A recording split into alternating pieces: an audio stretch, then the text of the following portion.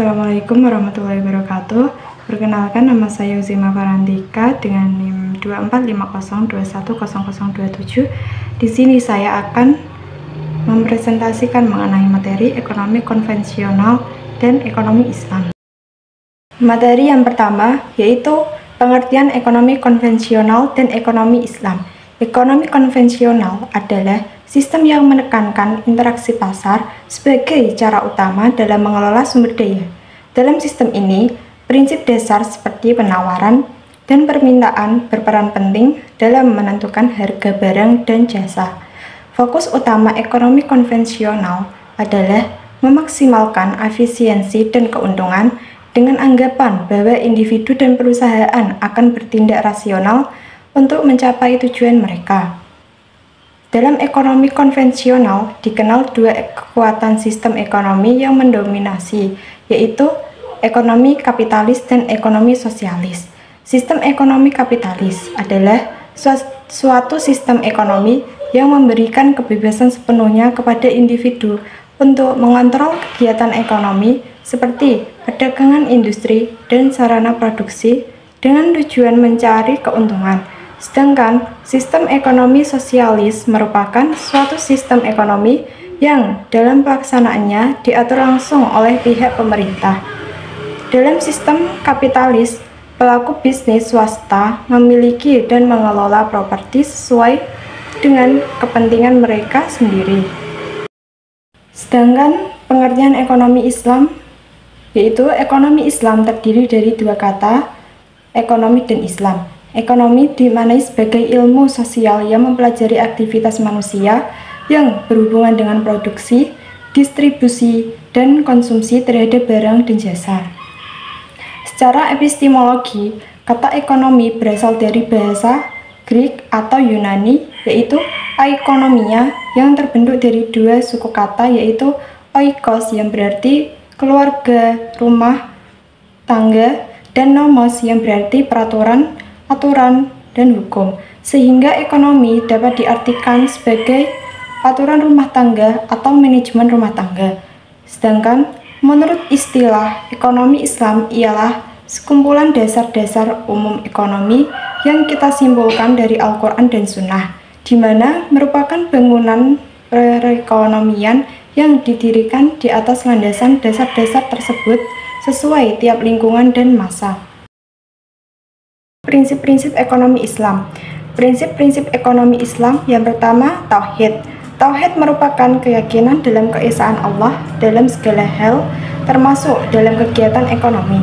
Prinsip ini mengingatkan bahwa semua sumber daya ekonomi dan kekayaan berasal dari Allah, dan manusia adalah pengelolanya. Dengan prinsip Tauhid sebagai dasar, ekonomi syariah bertujuan untuk mencapai keuntungan ekonomi sejalan dengan nilai-nilai dan etika Islam, serta dalam kerangka keadilan dan distribusi kekayaan yang merata. Yang kedua, keadilan. Prinsip ini berarti memenuhi kebutuhan pokok manusia, mendapatkan sumber pendapatan dengan cara yang halal, membagi kekayaan dan pendapatan secara merata, dan memastikan pertumbuhan dan stabilitas. Yang ketiga, kemaslahatan. Prinsip ini menekankan pentingnya menjaga tujuan syariat dalam mencapai manfaat dan mencegah kerugian. Prinsip maslahah membantu dalam mengambil keputusan yang berlandaskan pada kebaikan dan mencegah segala sesuatu yang dapat menimbulkan kerugian dalam konteks hukum Islam. 4. Ta'awun. Konsep ta'awun dalam ekonomi Islam didasarkan pada prinsip kerjasama dan bantuan bersama antara individu untuk mencapai tujuan bersama. Yang kelima, keseimbangan. Prinsip keseimbangan dalam ekonomi syariah mencakup berbagai aspek seperti seimbangnya sektor keuangan dan sektor real, pengelolaan risiko dan potensi keuntungan, harmonisasi antara bisnis dan aspek kemanusiaan, serta penekanan pada pemanfaatan dan pelestarian sumber daya alam. Perbandingan ekonomi Islam dan ekonomi konvensional. Yang pertama, dari sumber kekayaan. Ekonomi kapitalis dan sosialis atau ekonomi konvensional, sumber kekayaannya sangat langka. Sedangkan ekonomi syariah, sumber kekayaan alam semesta dari Allah Subhanahu wa Ta'ala. Yang kedua, kepemilikan.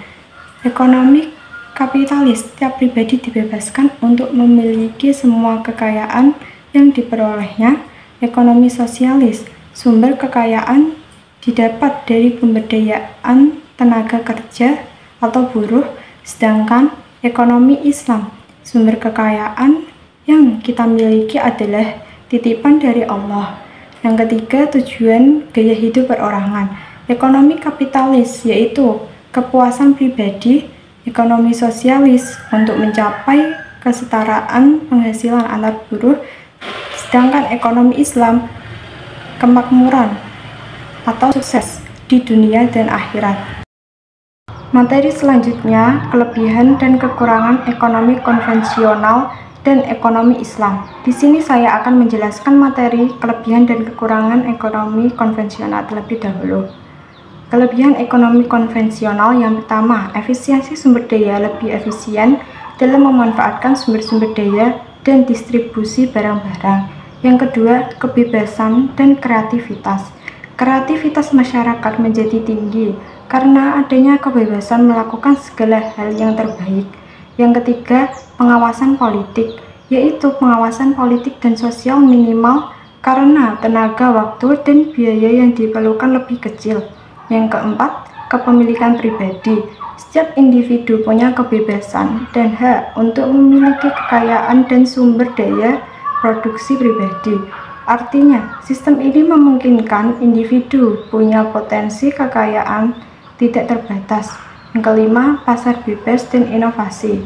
Pasar yang bebas dalam sistem ini cenderung mengarah pada alokasi sumber daya yang lebih efisien karena harga dan permintaan ditentukan oleh mekanisme pasar. Kekurangan ekonomi konvensional. Yang pertama, persaingan tidak sempurna. Tidak ada persaingan sempurna. Yang ada, persaingan tidak sempurna dan persaingan monopolistik. Yang kedua, sistem harga tidak efisien. Sistem harga gagal mengalokasikan sumber-sumber secara efisien karena adanya faktor-faktor eksternal. Yang ketiga, ketidakpastian ekonomi sosial. Kekurangan peraturan yang ketat dapat menghasilkan ketidakpastian ekonomi dan sosial yang dapat mengakibatkan resesi dan ketidakstabilan. Yang keempat, masalah lingkungan. Terkadang pasar tidak mampu mengatasi masalah-masalah seperti polusi, monopoli, dan asimetri informasi tanpa campur tangan pemerintah. Yang kelima, dampak negatif persaingan bebas. Persaingan bebas yang tak terbatas dapat memiliki dampak negatif dalam masyarakat jika menghambat kapasitas kerja dan sistem ekonomi. Sebagai contoh, hak tak terbatas individu dalam memiliki harta bisa menghasilkan akumulasi kekayaan yang berlebihan oleh beberapa individu, menyebabkan ketidakseimbangan dalam distribusi kekayaan di masyarakat. Kelebihan dan kekurangan ekonomi Islam. Kelebihan ekonomi Islam yang pertama, prinsip keadilan dan sosial. Sistem ekonomi Islam menekankan prinsip keadilan sosial dan distribusi kekayaan yang lebih merata di masyarakat. Kedua, larangan praktek eksploitasi. Sistem ini melarang praktik-praktik spekulasi dan eksploitasi yang dianggap tidak etika dalam ekonomi konvensional. Yang ketiga, berbasis nilai dan etika. Nilai yang melekat dalam sistem ekonomi Islam sangat kokoh sehingga setiap individu yang terlibat dalam aktivitas ekonomi tidak akan mencoba mencapai tujuan ekonomi dengan cara yang curang atau merusak. Sedangkan berbasis etika, ekonomi Islam menekankan pada prinsip-prinsip etika dan menghindari praktik yang tidak etis. Yang keempat, fokus pada kesejahteraan sosial, memiliki sistem yang efektif untuk meratakan distribusi pendapatan melalui zakat, infak, dan sedekah dari kelompok berkecukupan kepada kelompok yang kurang beruntung. Yang kelima, kepemilikan bertanggung jawab. Sistem ini sangat memperhatikan kepemilikan individu, namun tetap memiliki batasan-batasan yang diatur sesuai dengan prinsip-prinsip syariah Islam dan Selanjutnya, kekurangan ekonomi Islam. Yang pertama, kurang fleksibel. Kurang fleksibel ekonomi Islam membatasi fleksibilitas dalam berbagai hal seperti perdagangan, investasi, dan kebijakan moneter dan fiskal. Yang kedua, pembahasan belum sistematis. Masih belum sistematisnya pembahasan sistem ekonomi Islam secara keilmuan, sehingga ekonomi Islam belum mampu memberikan pembahasan yang terstruktur secara baik seperti sistem ekonomi konvensional. Yang ketiga, interpretasi beragam. Interpretasi tentang prinsip-prinsip Islam dapat menghasilkan ketidakpastian hukum dalam transaksi bisnis. Keempat, hambatan inovasi. Beberapa kritikus mengatakan bahwa sistem ekonomi syariah dapat menghambat inovasi karena larangan terhadap beberapa praktik keuangan konvensional. Yang kelima, implementasi belum menyeluruh. Masih belum sistematisnya pembahasan sistem ekonomi Islam secara keilmuan. Hal ini menyebabkan belum mampu memberikan pembahasan yang terstruktur secara baik seperti sistem ekonomi konvensional. Selain itu, masih banyak konsep dalam sistem ekonomi Islam yang belum mampu diaplikasikan secara keseluruhan. Karena belum ada negara yang mengaplikasikan sistem ekonomi Islam secara penuh dalam perekonomiannya.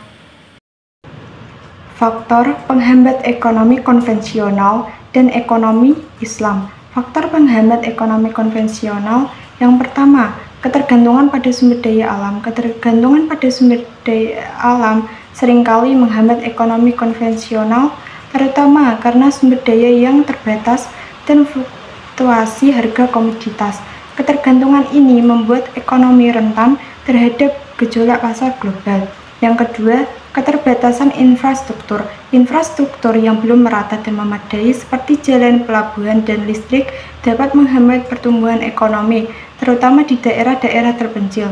Hal ini mengakibatkan biaya logistik yang tinggi dan menurunkan daya saing. Yang ketiga, birokrasi dan regulasi yang kompleks. Proses birokrasi yang lambat dan regulasi yang berbelit-belit seringkali menghambat perkembangan ekonomi. Keempat, kualitas sumber daya manusia yang rendah. Sumber daya manusia yang kurang terampil atau memiliki pendidikan rendah juga menjadi penghambat dalam ekonomi konvensional. Hal ini mempengaruhi produktivitas dan inovasi dalam perekonomian. Yang kelima, ketimpangan pembangunan antar daerah. Ketimpangan pembangunan antar kota dan desa atau daerah satu dengan lainnya menjadi penghambat pertumbuhan ekonomi nasional secara merata. Banyak daerah yang kurang berkembang karena tidak mendapat perhatian pembangunan yang cukup. Faktor penghambat ekonomi Islam. Yang pertama, permodalan. Modal merupakan masalah pokok yang dihadapi oleh industri yang berbasis syariah atau Islam. Salah satu faktor yang menjadi kendala permodalan adalah tingkat kepercayaan dan pengetahuan masyarakat terhadap industri Islam maupun konvensional. Yang kedua, peraturan. Peraturan yang berlaku di Indonesia belum sepenuhnya mendukung praktek dari bisnis syariah.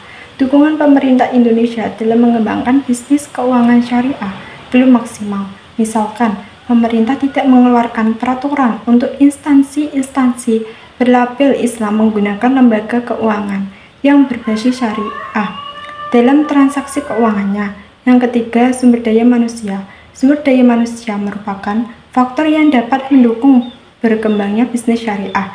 Selama ini, sumber daya yang berkontribusi dalam bisnis syariah tidak sepenuhnya memahami prinsip syariah.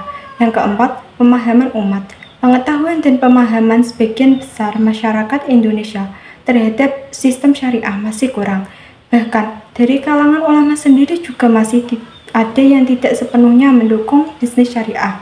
Yang kelima, perangkat moneter. Perangkat moneter yang masih dianggap berpihak pada acuan bunga dianggap riba berakibat pada belum mampu terpenuhinya kebijakan moneter dan kegiatan bisnis syariah. Yang keenam, jaringan bisnis. Perkembangan jaringan kantor dari sektor keuangan syariah masih harus dikembangkan. Tujuannya adalah untuk mendukung pelayanan dan memudahkan bagi masyarakat dalam menggunakan jasa keuangan syariah. Yang ketujuh, pelayanan. Pelayanan terbaik merupakan aspek yang dicari bagi konsumen untuk kembali menggunakan produk industri tersebut. Dalam bisnis syariah, pelayanan juga harus diutamakan sehingga dapat meningkatkan pasar dan minat para pelaku bisnis untuk beralih ke sistem syariah. 8. Sosialisasi. Sosialisasi merupakan cara bagi sebuah bisnis untuk memperkenalkan diri dengan dekat dengan masyarakat dalam bisnis syariah. Edukasi dan sosialisasi yang dilakukan oleh pelaku bisnis syariah ini masih kurang maksimal pelaksanaannya. Yang kelima, standarisasi. Dalam beberapa industri yang berkonsep syariah, pemerintah belum menetapkan standarisasi sehingga masih banyak industri halal yang hanya berlabel halal saja dan tidak benar-benar menerapkan prinsip syariah. Yang ke-10, pengawasan. Setiap peraturan yang telah dikeluarkan dan izin terhadap pelaksanaan kegiatan ekonomi yang berprinsip syariah harus mendapatkan pengawasan secara periodik dari pihak yang berwenang. Kesimpulannya yaitu ekonomi konvensional berfokus pada kebebasan individu dan efisiensi dengan dua model utama yaitu kapitalisme dan sosialisme yang masing-masing memiliki peran berbeda dalam alokasi dan distribusi kekayaan. Ekonomi Islam didasarkan pada ajaran agama dengan prinsip keadilan, kesejahteraan bersama, dan keseimbangan melalui nilai-nilai seperti tauhid, keadilan, dan ta'awun. Sedangkan ekonomi konvensional menghadapi tantangan seperti ketergantungan pada sumber daya alam, infrastruktur yang tidak merata, dan ketimpangan pembangunan.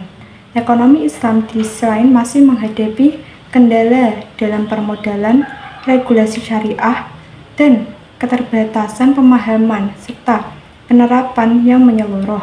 Keduanya memiliki kelebihan dan kekurangan. Penerapan yang ideal mungkin memerlukan keseimbangan antara keduanya untuk menciptakan ekonomi yang adil dan berkelanjutan.